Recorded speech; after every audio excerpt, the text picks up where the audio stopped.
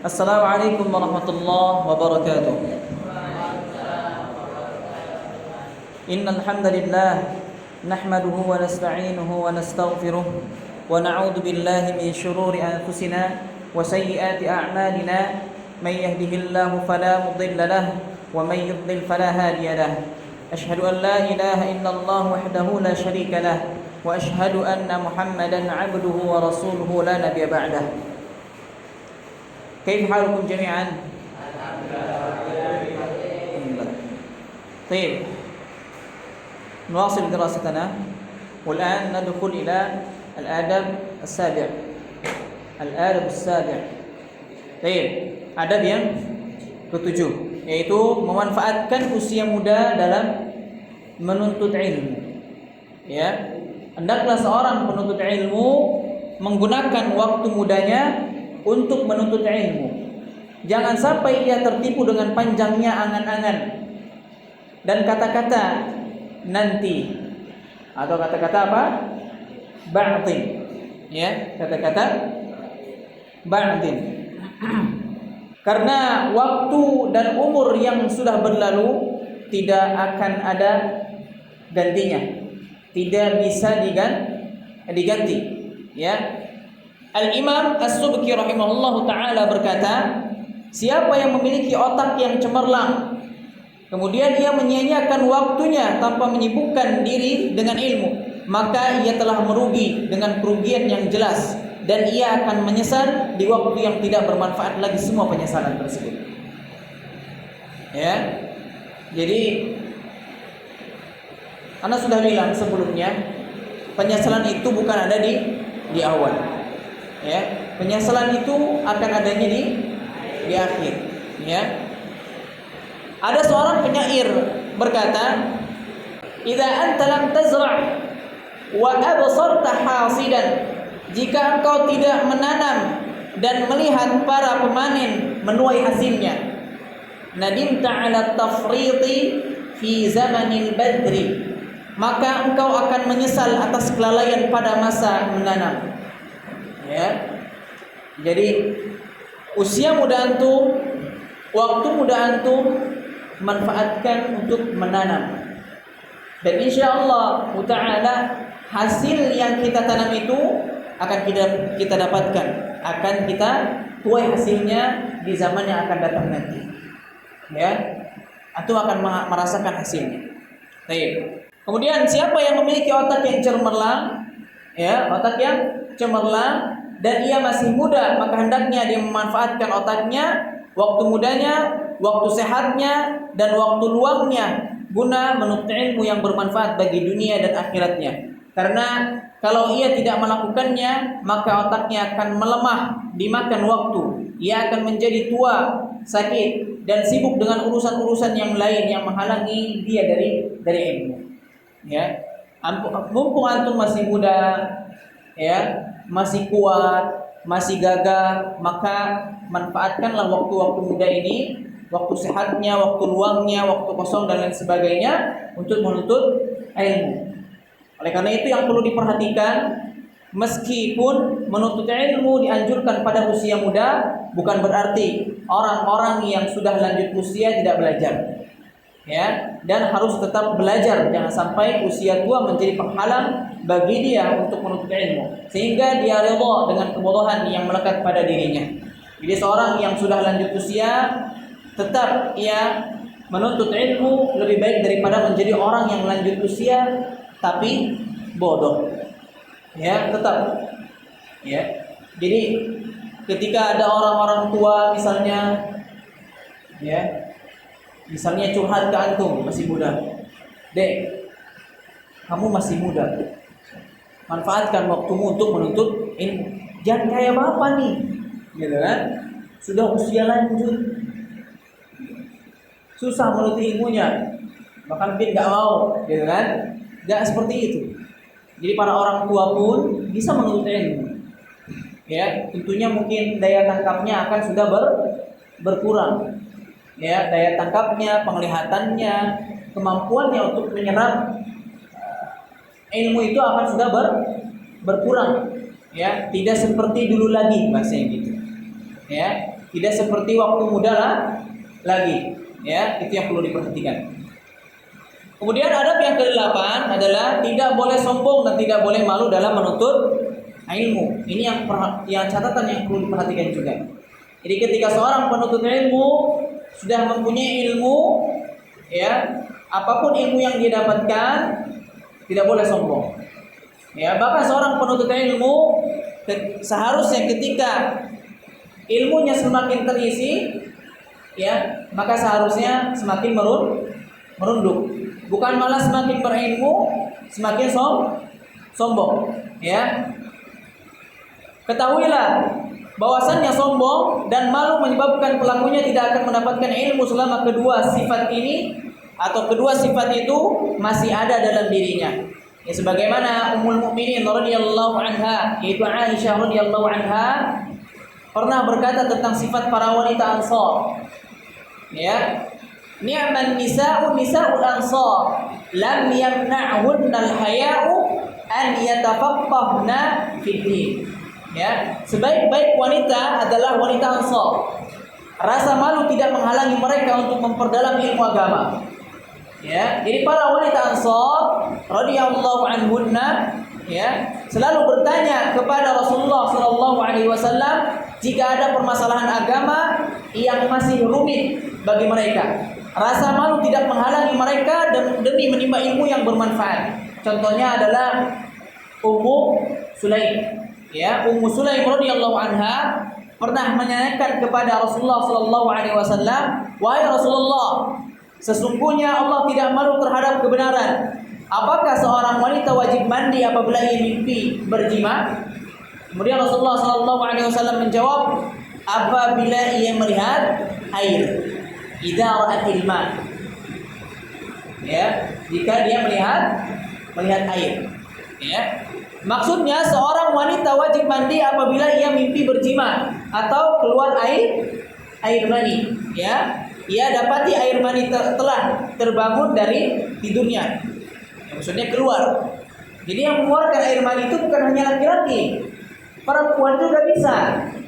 Perempuan juga bisa. Ini pendapat yang sahih. Ya, ini pendapatnya yang sahih. Ya.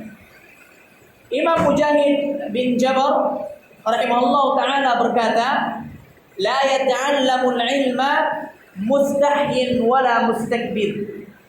Ya, tidak akan mendapatkan ilmu orang yang malu dan orang yang sombong. Ya, tidak akan mendapatkan ilmu. Antum enggak tahu permasalahan ilmu ini misalnya, tapi aku malu bertanya. Ya, makanya ada pepatah mengatakan apa? Malu bertanya tersesat di jalan. Ya, tapi banyak bertanya juga tanda-tanda orang Bani Israil. Ya, ketika dikisahkan tentang sapi. Ya, di surah Al-Baqarah awal-awal, warna sapinya apa, tua atau tidaknya, itu kan banyak bertanya. Padahal udah jelas sapinya sudah disebutkan dengan gamblang oleh Allah Subhanahu wa taala. Ya, tapi masih banyak bertanya. Gitu ya. Wahai para penuntut ilmu, lihatlah bagaimana Nabi Musa alaihi salam meninggalkan dakwahnya, ya, untuk sementara waktu. Kemudian menuntut ilmu kepada Nabi apa? Khidir. Ya, menuntut ilmu kepada Nabi Khidir alaihi salam. Lihatlah bagaimana Umar bin Khattab bertanya kepada Abu Hurairah, dan lihatlah juga bagaimana Abu Musa al-Ash'ari bertanya kepada Ibnu Mas'ud radhiyallahu anhum, dan masih banyak contoh lainnya yang menunjukkan bahwasannya para ulama salaf tidak sombong dan tidak malu dalam menuntut ilmu. Ya. Banyak juga ustaz-ustaz kibar, ya, seperti Al-Ustaz Nudul Zikri. Ketika Al-Ustaz Abdul Hakim mengadakan kajian, beliau ada hadir di tengah-tengah para jamaah. Di tengah-tengah para jamaah.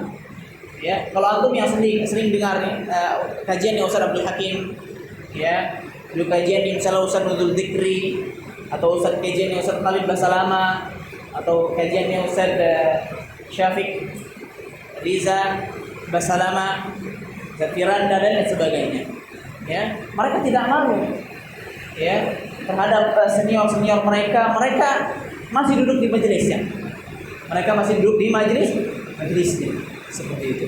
Ya.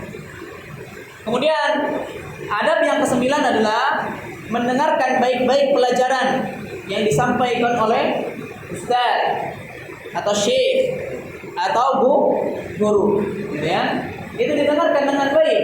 Karena apa? Kita diperintahkan untuk mendengarkan dengan baik secara seksama. Ya, dan mudah-mudahan kita termasuk orang-orang yang mendengarkannya yang baik-baik, ya, dan mengikuti yang terbaik. Ada di antara penuntut ilmu syar'i yang rajin menghadiri majelis-majelis ilmu, namun ia tidak mendengarkan pelajaran yang disampaikan dengan penuh perhatian, sehingga keadaan dia ketika pulang dari majelis ilmu itu sama saja dengan keadaan yang dia datang ke majelis ilmu. Sama saja hasilnya. Baik. Bahkan ada di antara mereka yang telah menghadiri majelis ilmu selama bertahun-tahun, tetapi tidak mendapatkan ilmu dan tidak ada perubahan dalam dirinya. Ya. Berbeda dengan para salafus saleh. Para salafus saleh adalah manusia yang sangat antusias terhadap ilmu. Apabila seorang syekh atau guru menyampaikan pelajaran, mereka pun mendengarkannya dengan sungguh-sungguh. Ya, Al-Imam Az-Zahabi rahimahullah taala menyebutkan dalam kitab Syiar A'lamin Nubala, ya, dan Tazkiratul Huffaz bahwa Ahmad bin Sinan rahimahullah taala berkata dalam majelis Abdurrahman bin Mahdi, tidak ada seorang pun yang berbicara, tidak ada pensil yang diraut, dan tidak ada seorang pun yang berdiri seolah-olah di atas kepala mereka ada burung atau seolah-olah mereka sedang sholat. Luar biasa. Gak ada seorang pun yang berbicara.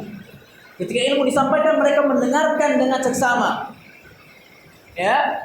Dalam riwayat yang lain, Ahmad bin Sirin mengatakan tidak ada yang berbicara dalam majelis Abdurrahman, tidak ada pula pensil yang diraut, tidak ada seorang pun yang tersenyum, dan tidak ada seorang pun yang berdiri seolah-olah di atas kepala mereka ada burung atau seolah-olah mereka sedang sholat. Jika ia melihat salah seorang di antara mereka tersenyum atau bercakap-cakap, maka ia memakai sandalnya lalu keluar, tinggalkan majelisnya.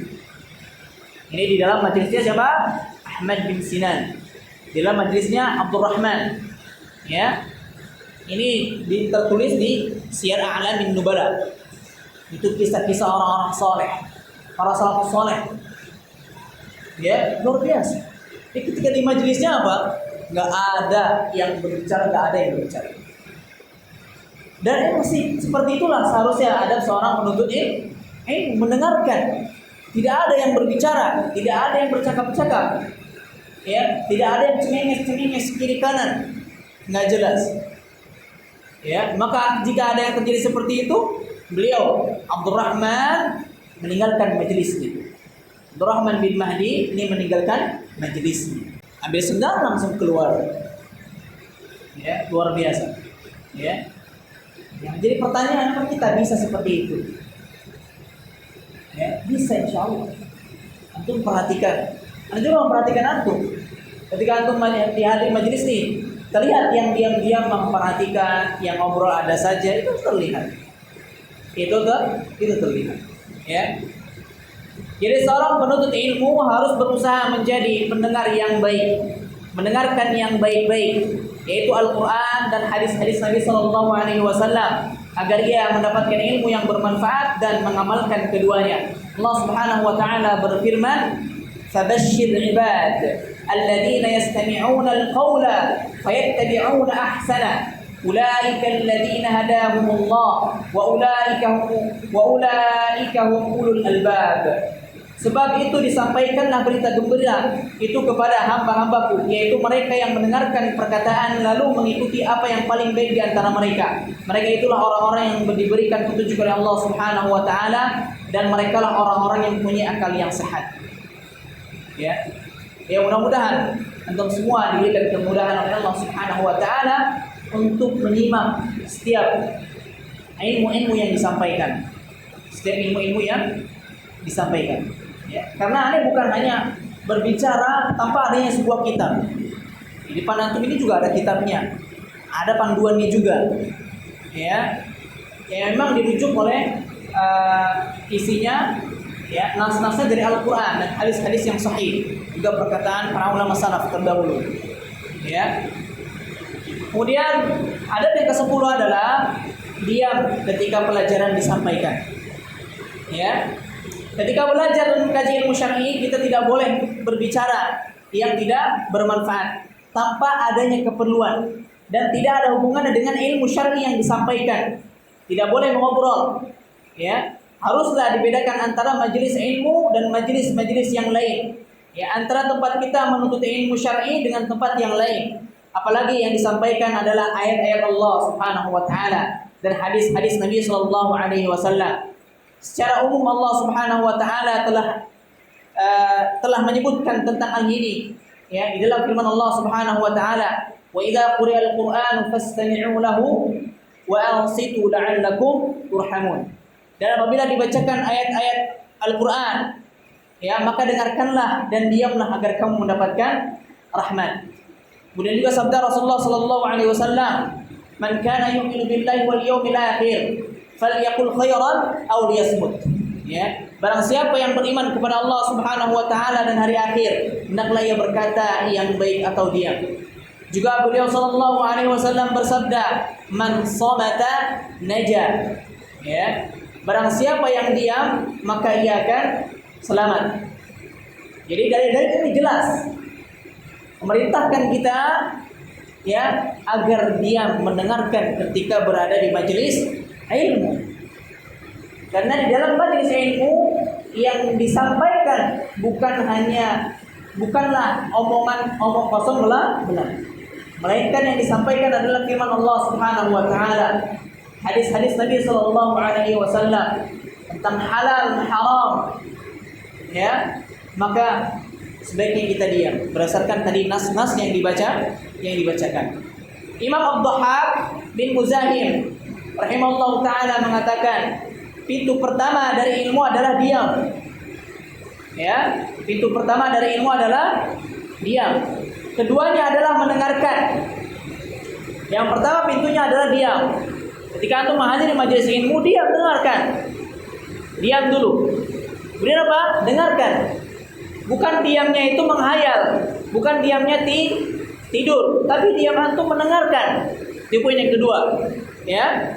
Kemudian yang ketiganya adalah mengamalkannya. Mengamalkannya. Ketika antum mendengarkan di majelis ilmu, apa? Perintah melaksanakan sholat. Maka yang pertama diam, dengarkan.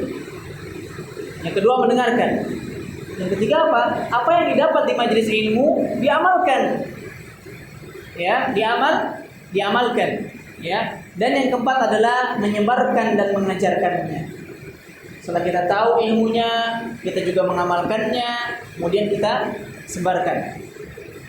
Ini jangan salah paham. Ya, Anda kan belum mengamalkan ininya, amalannya. Anda nggak mau menyampaikan, tidak seperti itu juga. Tapi ketika kita sudah mempunyai ilmu, kita berusaha berdakwah, sampaikan ilmu tersebut, walaupun kita belum mengerjakannya. Tapi kita ada niatan dan sungguh-sungguh untuk berusaha untuk mengerjakan sedikit demi sedikit, seperti itu. Ya, bukan hanya dakwah itu bukan harus kita menunggu apa, kita kerjakan dulu, kita menjadi orang yang sempurna, selalu mengerjakan kebaikan, selalu mengerjakan amal soleh yang Rasulullah SAW perintahkan, misal tidak. Ya, tidak seperti itu juga. Ini jangan sampai disalah pahami. Ya, jadi antum juga sendiri, diri antum sendiri itu punya tugas untuk berdakwah. Berdakwah apa yang sudah antum dapatkan, dakwahkan. Ya, dakwah itu bukan hanya antum lewat ceramah-ceramah di depan umum, bukan. Antum lewat perbuatan, mengajak orang untuk sholat, itu juga dakwah. Ya, itu juga ada dakwah. Antum misalnya lihat sampah di jalanan, ada orang, antum langsung apa? Prakteknya, ambil sampah, buang, itu juga dakwah. Ketika orang melihatnya, oh iya. Bukan hanya mungkin colok buang sampahnya, ambil cuma bukan. Kerjakan, dilihat sama orang, itu nanti ditiru. Bagaimana kita mendawamkan, ya, amalan-amalan yang sunnah, ya, itu juga bagian dari dakwah. Antum mengajak orang lain, teman antum, "Hai akhi, salat sunnah." Enggak direspon. Ya udah antum sholat, antum contohkan cara sholat tersebut, dilihat teman antum itu juga dakwah. Dengannya agar kita ditiru juga oleh teman kita, ya, ditiru juga. Itu adalah bagian dari dakwah, ya. Kemudian Muhammad bin Abdul Wahhab Al-Kufi rahimahullah taala mengatakan, dia itu mengumpulkan dua perkara, ya, baik seseorang, ya. Jadi dia mengumpulkan dua perkara baik seseorang. Yang pertama adalah selamat dalam agama, dan yang kedua pemahaman yang benar bagi pelakunya.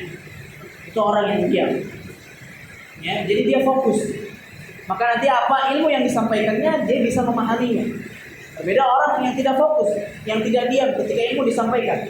Mungkin dia akan sesat, atau mungkin ketika memahaminya salah paham.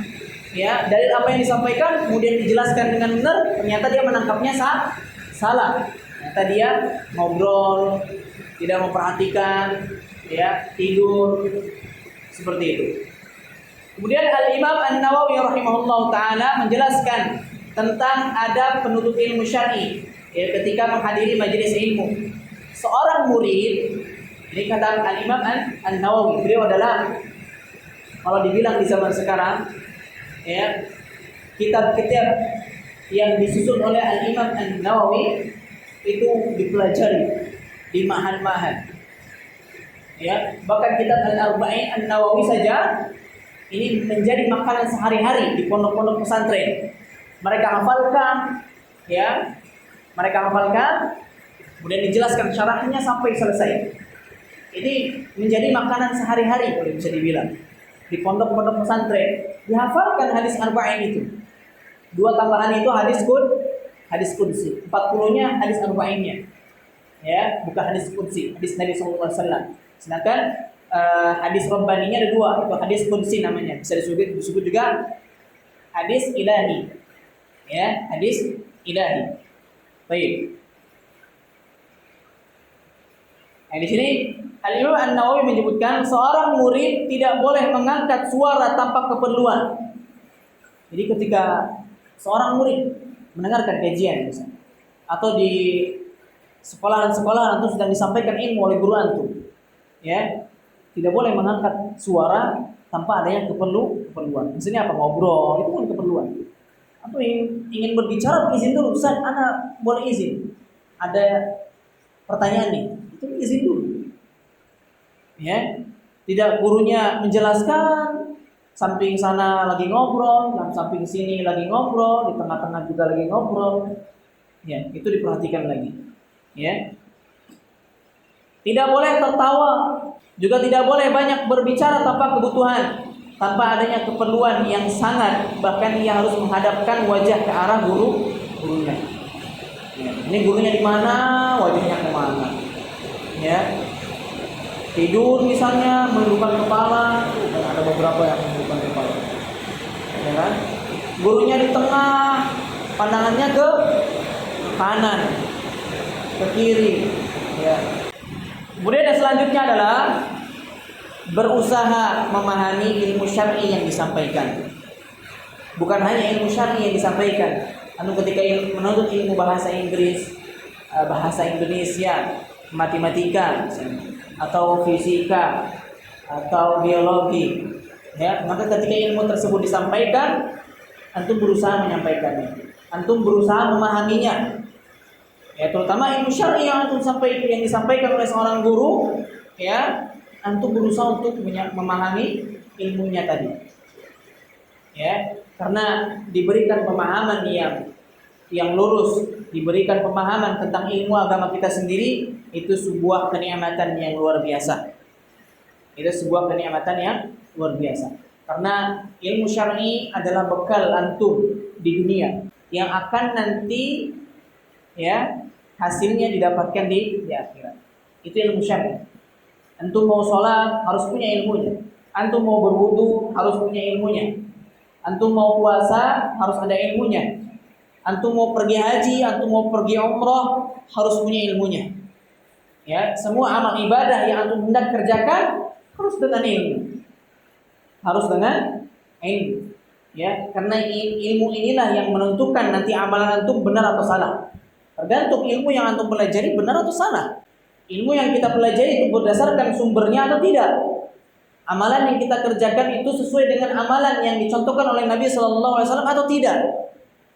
Ya, jangan sampai kita banyak beramal, banyak ibadah yang kita kerjakan, ternyata ibadah-ibadah yang kita kerjakan menyelisihi ibadah yang Rasulullah Shallallahu Alaihi Wasallam ajarkan. Jangan sampai seperti itu. Ya, karena Rasulullah Sallallahu Alaihi Wasallam memerintahkan kita untuk sederhana di dalam beribadah. Sederhana itu bukan berarti meninggalkan sunnah-sunnah Nabi Sallallahu Alaihi Wasallam, bukan. Tapi sederhana di sini adalah mengerjakan ya memang ibadah-ibadah atau amalan-amalan yang memang Rasulullah Sallallahu Alaihi Wasallam contohkan. Rasulullah Sallallahu Alaihi Wasallam ajarkan. Cukupkan ini, karena banyak sekali amalan-amalan yang Rasulullah SAW perintahkan kepada kita belum mampu mengerjakannya. Contohnya doa-doa sehari-hari, coba antum lihat. Doa-doa sehari-hari itu banyak sekali. Jangan ditambah doa-doa yang memang tidak ada sumbernya. Ya, antum buka kitab Hisnul Muslim atau antum buka bukunya Ustaz Yazid. Ya, kumpulan doa ya yang berdasarkan Al-Qur'an dan Sunnah, atau bisa juga yang terkenal itu dengan sebutan Hisnul Muslim, itu juga sama ya. Cuman kalau kumpulan doa-doa yang disusun oleh Ustaz Yazid itu diambil dari berbagai sumber juga ya, dan itu sudah dipisahkan. Misalnya udah di dalam hadis doa-doa tersebut ya bukan hadis-hadis yang baik, bukan, tapi hadis-hadis yang sahih. Jadi itu cukupkan itu doa-doa. Jadi nggak ada misalnya mungkin antum waktu kecil, ada juga dulu waktu kecil belajar ada doa sebelum berwudu, tangannya juga ketika membasuh tangan ada doanya, ya, membasuh muka ada doanya, masukkan air dalam hidung ada doanya, sampai kaki pun ada doanya. Tapi ternyata ketika kita cek hadisnya tidak ada semuanya riwayatnya. Tidak bersumber dari Nabi Shallallahu Alaihi Wasallam, melainkan doa-doa tersebut dikarang-karang. Tapi ternyata agama Islam itu begitu simpel. Ya, ternyata doa wudu cukup apa? Bismillah. Mulai untuk berwudu, simpel sekali. Nggak diributkan dengan doa-doa ketika tangan apa, ketika telinga apa, hidung apa, sebagian kepala apa. Tidak diributkan dengan itu semua. Itu agama Islam. Ya, sebagaimana Rasulullah SAW bersabda apa? Inna dina yusr. Ya, sesungguhnya agama itu mudah sekali agama. Asalkan kita ingin ikut berpanduan dengan apa yang Rasulullah SAW ajarkan. Ya, dalam memahami pelajaran, ya ikhwah, manusia itu berbeda-beda. Manusia itu berbeda-beda keadaannya. Ada yang mungkin butuh waktu 15 menit dia sudah hafal, contohnya hafalan Al-Quran. Sudah hafal satu halaman. Ada yang butuh waktu 15 menit ternyata bisa satu lembar. Ada yang 15 menit bisa 1,5 lembar. Itu berbeda-beda sesuai dengan kondisi. Ya. Ada yang langsung tanggap dan memahami pelajaran yang disampaikan, ada pula yang lambat. Namun kita harus senantiasa berusaha memahami dan memohon kepada Allah Subhanahu wa taala agar diberikan pemahaman sebagaimana sabda Rasulullah sallallahu alaihi wasallam "May yuridillahu bihi khairan yufaqihu fid din."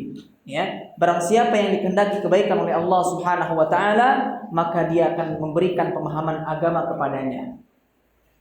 Ya. Seperti itulah. Ustaz, anak kok dijelaskan ini enggak paham-paham. Lihat lagi. Koreksi diri kita. Ya, sebagaimana sebelumnya pernah dijelaskan. Ya, koreksi hati kita. Apakah hati kita ya masih benci kepada orang, dengki kepada orang, hasad kepada orang? Apakah diri kita masih sering bermaksiat?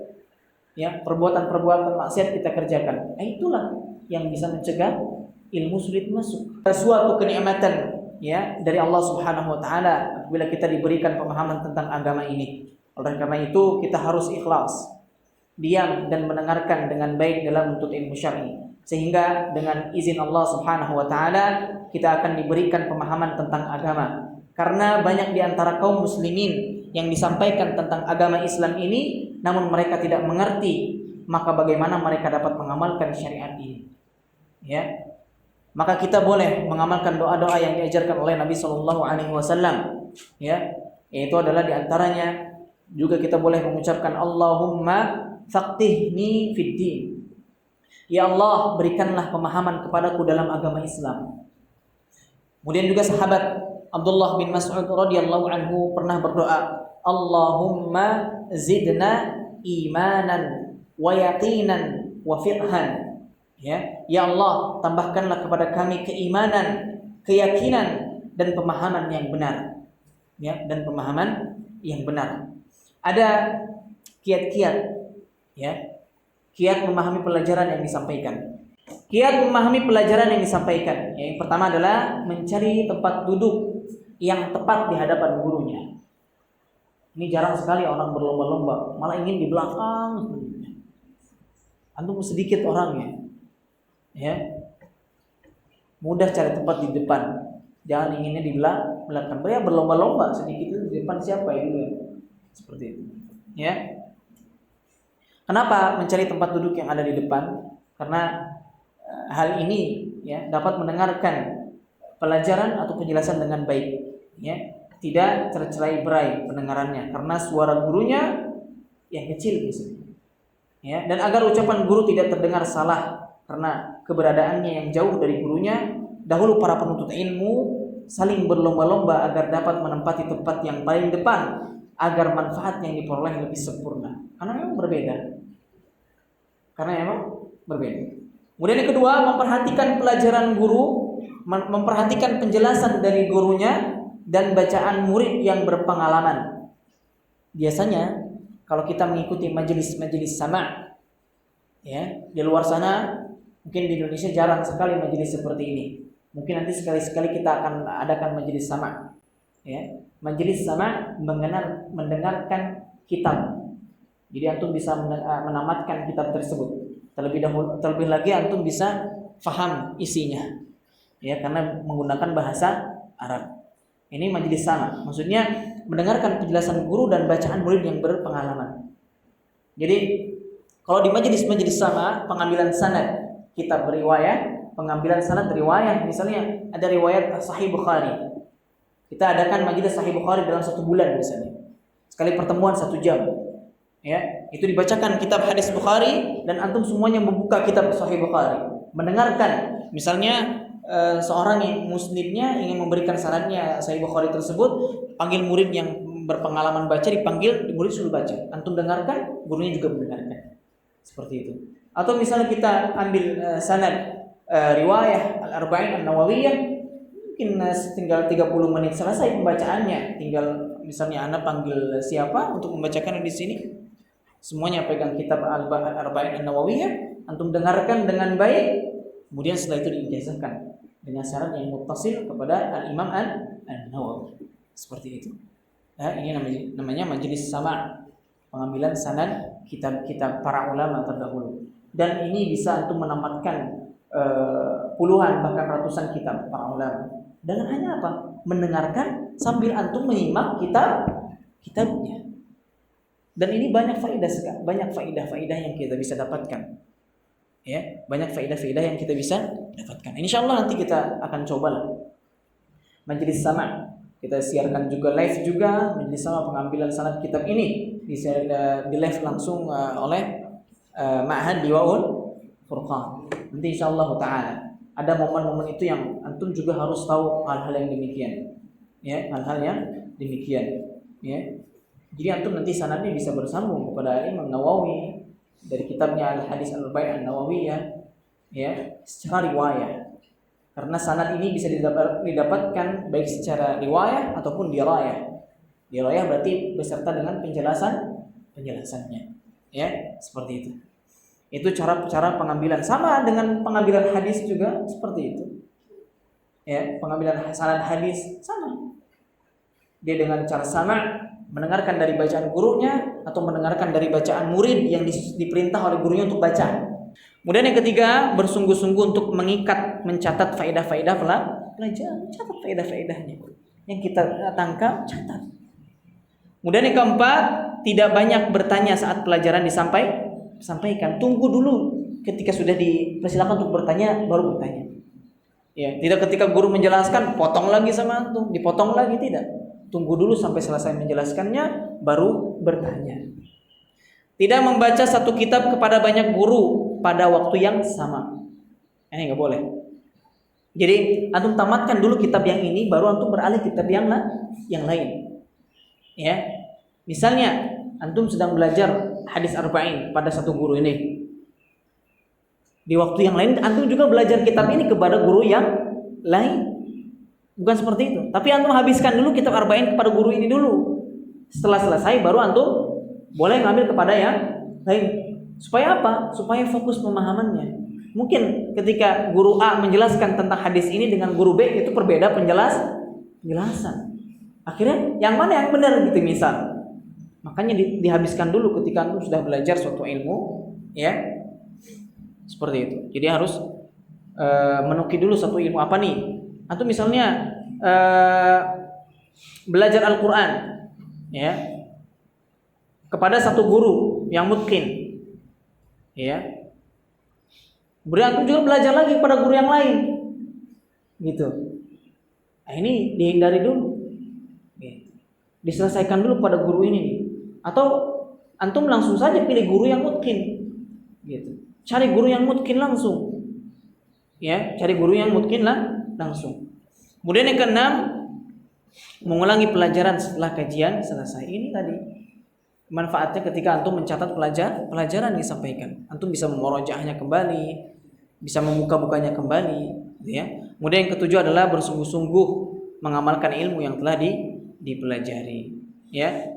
Maka sungguh telah dikatakan ilmu memanggil-manggil amal. Jika menyahutnya, ia akan mendekat, dan jika tidak, maka ia pun akan pergi. Seperti itu. Itu ilmu. Kalau ilmu bisa ngomong begitu, amalin dong ilmunya, gitu kan. Kalau dia bisa ngomong, tapi kan nggak bisa ngomong. Ini kira cukup, ya. Sudah sampai adab ke 10. Mudah-mudahan apa yang disampaikan pada hari ini bermanfaat, ya. Dan antum bisa mengamalkannya, juga bisa dapat faedah-faedah ilmu yang tadi disampaikan. Semoga Allah Subhanahu wa taala selalu memudahkan kita di dalam menuntut ilmu syar'i, juga memahaminya serta mengamalkannya, ya. Sekian, ya. Kita tutup dengan membaca doa kafaratul majlis.